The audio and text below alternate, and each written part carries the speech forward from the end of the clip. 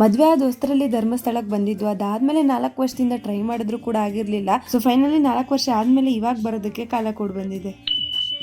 Hi hello ಎಲ್ರಿಗೂ ನಮಸ್ಕಾರ, welcome to my mini vlog. ಇದು ಕೂಡ ನಮ್ಮ ಟ್ರಿಪ್ ನ ಕಂಟಿನ್ಯೂಷನ್ ವ್ಲಾಗ್ ಆಗಿರುತ್ತೆ. ನಿನ್ನೆ ವ್ಲಾಗ್ ಅಲ್ಲೇ ಹೇಳ್ದಂಗೆ ನಾವು ಫಸ್ಟ್ ಬಂದಿದ್ದು ಧರ್ಮಸ್ಥಳಕ್ಕೆ. ಎಲ್ರು ಕೂಡ ಅಲ್ಲೇ ರೆಡಿಯಾಗಿ ಹಂಗೇನೆ ಇನ್ನು ಕಣ್ಣಲ್ಲಿ ನಿದ್ದೆ ಇತ್ತು ಅಂತ ಹೇಳ್ಬಿಟ್ಟು ಬಿಸಿಯಾಗಿ ಕಾಫಿ ಕುಡ್ಕೊಂಡು ಅದಾದ್ಮೇಲೆ ಬಸ್ ಹತ್ಕೊಂಡು ಸೀದಾ ದೇವಸ್ಥಾನದ ಕಡೆ ಬಂದಿದ್ದಾಯ್ತು. ನಾವು ದೇವಸ್ಥಾನ ರೀಚ್ ಆಗೋದ್ರೊಳಗಡೆ ಆಲ್ಮೋಸ್ಟ್ 5 ಕಾಲಾಗಕ್ ಬಂದಿತ್ತು. ಅದು ಕೂಡ ನಾವು ಹೋಗಿದ್ ಸೋಮವಾರ.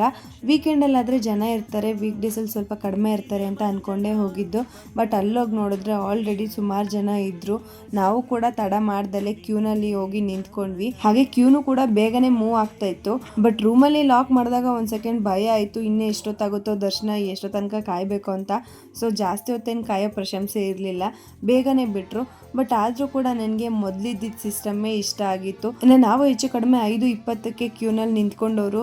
ನಮ್ಮ ದರ್ಶನ ಎಲ್ಲ ಮುಗಿದ್ರೊಳಗಡೆ ಆಲ್ಮೋಸ್ಟ್ 7 ಗಂಟೆನೇ ಆಯಿತು. ಅಷ್ಟೇ ಟೈಮ್ ಆದರೂ ಕೂಡ ದರ್ಶನ ಅಂತೂ ತುಂಬ ಸಮಾಧಾನವಾಗಿ ಆಯಿತು. ಕಣ್ ತುಂಬ ದರ್ಶನ ಮಾಡ್ಕೊಂಡು ಅದಾದ್ಮೇಲೆ ಎಲ್ಲರೂ ಕೂಡ ಹೊರಗಡೆ ಬಂದು ನಮ್ಮ ಸಾಹೇಬ್ರಿಗೂ ಕೂಡ ಒಂದು ರೌಂಡ್ ಹೊರಗಡೆಯಿಂದನೇ ನೋಡ್ಕೊಳ್ಳಿ ಅಂತ ವಿಡಿಯೋ ಕಾಲ್ ಮಾಡಿದ್ದೆ. ಇನ್ನು ನಾವು ಮದುವೆ ಆದ ಹೊಸರಲ್ಲಿ ಬಂದಿದ್ವಿ. ಹೆಚ್ಚು ಕಡಿಮೆ 4 ವರ್ಷ ಹಾಗೆ ಹೋಯ್ತು. ಅವಾಗ್ಲಿಂದ ಟ್ರೈ ಮಾಡ್ತಾ ಇದ್ವಿ ಬರಬೇಕು ಅಂತ, ಬಟ್ ಆಗಿರ್ಲಿಲ್ಲ. ಫೈನಲಿ 4 ವರ್ಷ ಆದ್ಮೇಲೆ ಕಾಲ ಕೂಡ ಬಂದಿದೆ ಮಂಜುನಾಥ ಸ್ವಾಮಿ ದರ್ಶನ ಮಾಡೋದಕ್ಕೆ. ಸೊ ಮನಸ್ಸಿಗೆ ಸಮಾಧಾನ ಆಯಿತು. ಆದರೆ ಒಂದ್ ಕಡೆ ಬೇಜಾರಿತ್ತು ನಮ್ಮ ಮನೆಯವ್ರ ಜೊತೆ ಬರಬೇಕು ಅಂತ.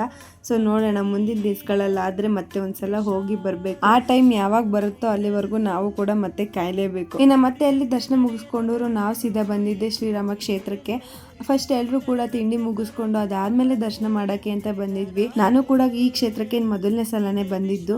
ಅಲ್ಲಿ ಎಲ್ಲ ದರ್ಶನ ಮುಗಿಸ್ಕೊಂಡು ಮತ್ತೆ ಸೀದಾ ಗಾಡಿ ಹತ್ಕೊಂಡು ನಾವುಗಳು ನೆಕ್ಸ್ಟ್ ಹೊರಟಿದ್ದೆ ಇಂಡಸ್ಟ್ರಿ ಕಡೆಗೆ.